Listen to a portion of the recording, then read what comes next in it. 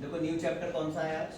Electricity. Electricity chapter बहुत ही ज़्यादा important chapter है और इस चैप्टर में न्यूमेरिकल्स प्लस थ्योरी दोनों ही भर भर के दी हुई।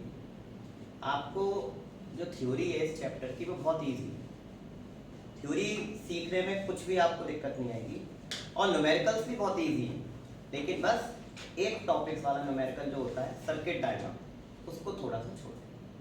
खैर वो भी ईजी होते हैं लेकिन उसका थोड़ा सा कॉन्सेप्ट समझना पड़ता है। ठीक, चलो बहुत आगे की बात है, तो पहले इस चैप्टर को स्टार्ट करो। तो कोई इलेक्ट्रिसिटी चैप्टर स्टार्ट करने से पहले हमें चार्ज के बारे में पढ़ना है। चार्ज पार्टिकल्स होते हैं। चार्ज पार्टिकल्स एक होता है पॉजिटिव चार्ज, एक होता है नेगेटिव चार्ज। पॉजिटिव चार्ज को प्रोटॉन्स कहते हैं और नेगेटिव चार्ज को इलेक्ट्रॉन्स कहते हैं। ठीक, प्रोटॉन्स इलेक्ट्रॉन्स। अब कभी भी कोई भी सर्किट होता है तो सर्किट के, जैसे कोई सर्किट है तो सर्किट के दो टर्मिनल होते हैं, एक पॉजिटिव और एक नेगेटिव। ठीक है, ये जो बीच में रास्ता जा रहा है इसमें चार्ज फ्लो होता है। अगर मैं कहूं नेगेटिव से जो पॉजिटिव की तरफ जाता है वो जाता है इलेक्ट्रॉन्स। इलेक्ट्रॉन्स हमेशा नेगेटिव से पॉजिटिव की तरफ जाते हैं। ठीक, ये रिकॉर्डिंग हो गई। तो electrons move from negative to positive. अब जब इलेक्ट्रॉन फ्लो होते हैं किसी भी मेटल में, किसी भी कंडक्टर में, किसी भी अलॉयज में, इलेक्ट्रॉन का फ्लो होना करंट का बनना होता है और करंट का बनना भी मतलब करंट का फ्लो भी होना, करंट का मूव होना। तो बिना इलेक्ट्रॉन के करंट मूव नहीं होगा और ना ही बनेगा। बिना इलेक्ट्रॉन्स के ना करंट मूव होगा ना ही बनेगा। और अगर मैं दूसरे शब्दों में कहूं, इलेक्ट्रॉन का प्रेजेंट होना जरूरी नहीं है, इलेक्ट्रॉन का फ्लो होना जरूरी है। इलेक्ट्रॉन अगर किसी ऑब्जेक्ट में है, किसी सब्सटेंस में है, लेकिन फ्लो नहीं हो रहे हैं तो उसमें इलेक्ट्रिसिटी भी फ्लो नहीं होगी। तो इलेक्ट्रॉन का प्रेजेंट होना भी इतना जरूरी नहीं है, इलेक्ट्रॉन का फ्लो होना बहुत जरूरी है अगर इलेक्ट्रिसिटी को फ्लो करवाना है। ठीक है, तो इलेक्ट्रॉन मूव होते हैं from negative to positive terminals and इसके बदले में जो प्रोटॉन्स मूव होते हैं वो पॉजिटिव से नेगेटिव टर्मिनल की तरफ मूव होते हैं और इसी प्रोटॉन्स को बाद में नाम दे दिया गया है करंट। ठीक है, तो electron move from negative to positive and proton, या आप कह सकते हैं electricity move from positive to negative. तो यानी कि इलेक्ट्रॉन अगर मूव करेगा तो ही इलेक्ट्रिक करंट बनेगा, अदरवाइज नहीं। ठीक है, अच्छा चार्ज की बात की जाए तो आपको पता है अगर सेम चार्ज होता है तो क्या करेगा, रिपेल ईच अदर। जैसे मैग्नेट में होता है ना same pole, repel each other, south south, north north, ऐसे ही चार्ज में भी होता है। और अगर अपोजिट चार्ज होंगे तो attract each other, attract each other. Clear है? ठीक है,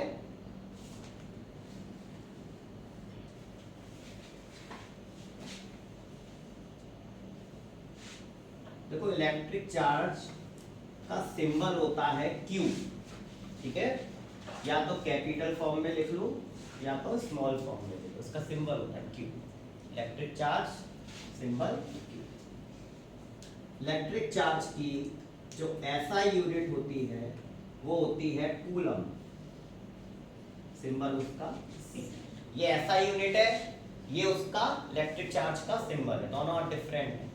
ठीक, इलेक्ट्रिक चार्ज का फॉर्मूला होता है Q is equal to N into E। Q is equal to N into E। ठीक है, व्हाट इज N? N मतलब नंबर ऑफ इलेक्ट्रॉन्स और E का मतलब होता है चार्ज ऑन वन इलेक्ट्रॉन। एक इलेक्ट्रॉन पे कितना चार्ज होता है। ठीक, तो चार्ज ऑन वन इलेक्ट्रॉन, जो कि आपको याद करना है 1.6 इंटू 10 की पावर -19। ठीक है। अच्छा, एक चीज का ध्यान रखना, प्रोटॉन पे भी यही चार्ज होता है, प्रोटॉन पे भी यही चार्ज होता है।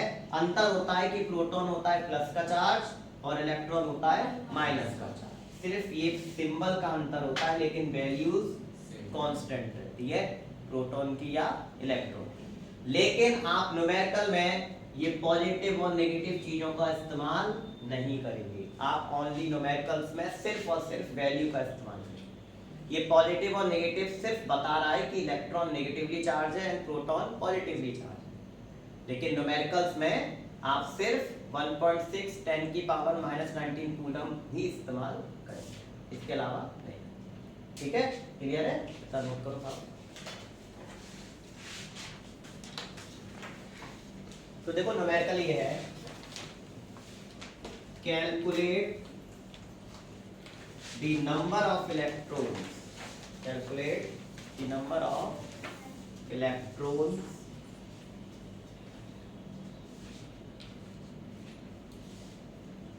in 1 coulomb of charge।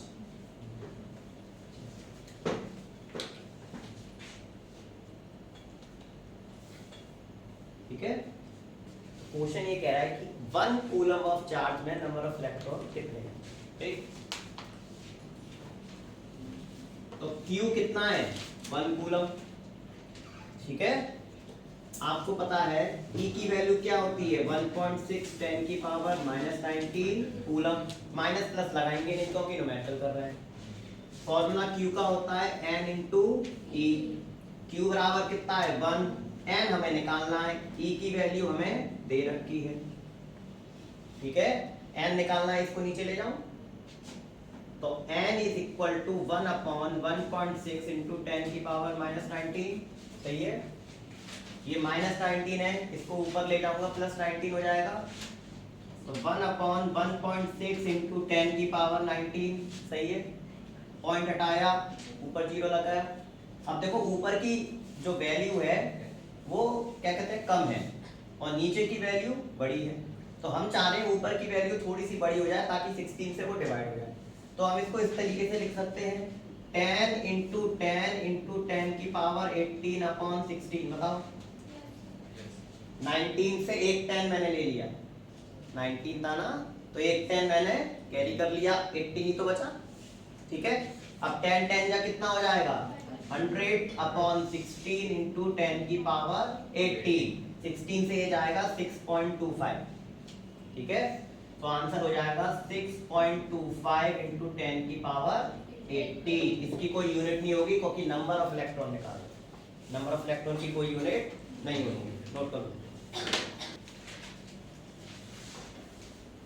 देखो नेक्स्ट अब टॉपिक आएगा कंडक्टर्स। कंडक्टर सबको पता है, छोटी क्लासों में कंडक्टर्स के बारे में आ जाता है। कंडक्टर्स वो होते हैं जो इलेक्ट्रिसिटी को कंडक्ट करते हैं। व्हाट इज कंडक्ट, मतलब इलेक्ट्रिसिटी उसके अंदर फ्लो हो रही है। क्यों फ्लो हो रही है, क्योंकि उसके अंदर इलेक्ट्रॉन फ्लो हो रहे हैं। मैंने कही ना, इलेक्ट्रिसिटी कंडक्ट तभी होगी जब इलेक्ट्रॉन फ्लो होंगे। इलेक्ट्रॉन का प्रेजेंट होना इलेक्ट्रिसिटी का फ्लो होना नहीं होता है। इलेक्ट्रॉन का प्रेजेंट होने के साथ साथ फ्लो भी होना, इलेक्ट्रॉन चलने भी चाहिए, तभी इलेक्ट्रिसिटी कंडक्ट करेगी।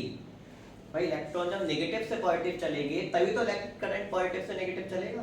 जब चलेगा ही नहीं तो कहां से करंट आ जाएगा। तो कंडक्टर्स कौन होते हैं, जिसमें इलेक्ट्रिसिटी कंडक्ट होती है। ठीक है, कौन होगा इसके एग्जांपल, ऑल मेटल्स, जितने भी मेटल्स हैं, ऑल मेटल्स कंडक्ट इलेक्ट्रिसिटी। और बेस्ट आप सबको पता है सिल्वर होता है। सिल्वर कैसा होता है, बेस्ट, लेकिन ये एक्सपेंसिव होता है इसलिए इसका इस्तेमाल नहीं किया जाता। इसके बदले कॉपर का इस्तेमाल किया जाता है, और कॉपर में इलेक्ट्रिक कंडक्टिविटी सिल्वर के मुकाबले थोड़ी सी कम होती है, लेकिन इतनी होती है कि अपना काम चल जाए। ठीक है, और चीप भी होती है। साथ में ऑल मेटल्स के बाद अलॉयज, सम अलॉयज। ठीक, अलॉय किसे बोलते हैं, जो दो या दो से ज्यादा मेटल्स को आपस में मिक्स कर देते हैं ताकि जितने भी मेटल्स हमने मिक्स किए हैं उन सब की प्रॉपर्टी एक ही सब्सटेंस में आ जाए। इसको हम क्या बोलते हैं, अलॉय। एग्जाम्पल अलॉय का हो गया जैसे नाइक्रोम, हीटर का जो एलिमेंट होता है वो नाइक्रोम एलिमेंट नाइक्रोम का बना होता है ताकि वो हीटिंग इफेक्ट ज्यादा दे और हाई टेम्परेचर पर टूटे भी नहीं, ठीक। और लास्ट नॉन मेटल्स में ग्रेफाइट, नॉन मेटल्स में ग्रेफाइट नेचुरली कंडक्ट करता है ना, ये भी बहुत इंपॉर्टेंट है। तो नॉन मेटल्स में ग्रेफाइट, ग्रेफाइट में इलेक्ट्रॉन का फ्लो होता है इसलिए वो इलेक्ट्रिसिटी कंडक्ट करता है, ठीक। अब बात अगर आते हैं इंसुलेटर की, इंसुलेटर जिसमें इलेक्ट्रिसिटी कंडक्ट नहीं होती, क्यों नहीं होती? क्योंकि इलेक्ट्रॉन फ्लो नहीं होता, लेकिन इलेक्ट्रॉन प्रेजेंट होता है, ठीक। लकड़ी है, प्लास्टिक है, रबर है, उन सब में इलेक्ट्रॉन्स हैं, लेकिन वो मूव नहीं कर रहा है, तो मूव नहीं करेगा तो कंडक्ट नहीं होगी इलेक्ट्रिसिटी। तो इलेक्ट्रॉन के एब्सेंट नहीं होते, इलेक्ट्रॉन सब में होते हैं, लेकिन मूव होना बहुत जरूरी है, इसलिए इंसुलेटर में इलेक्ट्रिसिटी कंडक्ट नहीं होती क्योंकि उसमें इलेक्ट्रॉन फ्लो नहीं होता, ठीक। और इंसुलेटर बहुत सारे एग्जांपल्स होते हैं, ठीक है, प्लास्टिक, ठीक, रबर, वुड, एक्सेट्रा, बहुत सारे एग्जांपल होते हैं किसके? इंसुलेटर। ये जो आप स्विच बोर्ड देख रहे हो ये भी एक इंसुलेटर है, बेकेलाइट का बना हुआ है, ये इसलिए बनाए जाते हैं। और ये हार्ड प्लास्टिक होती है, ये रिसाइकिल नहीं हो सकती। दो प्रकार की प्लास्टिक होती है, एक थर्मोप्लास्टिक, एक थर्मोसेटिक प्लास्टिक। आपसे जो कबाड़े वाला आता है, कबाड़े वाला आपसे हमेशा वही प्लास्टिक लेगा जो पिघल के नए रूप में आकार ले ले, वो होती है थर्मोप्लास्टिक।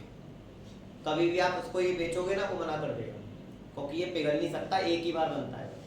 ये होती है थर्मोसेटिंग प्लास्टिक, ये ओनली वन टाइम यूज होती है, ठीक है। चलो और इसके बारे में देखो,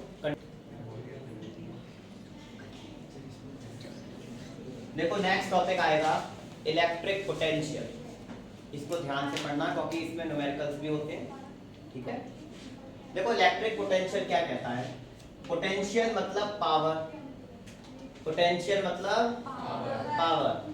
और ये जो पावर है ये इलेक्ट्रिक चार्ज को मूव करा रही है फ्रॉम इंफिनिटी से एक पॉइंट।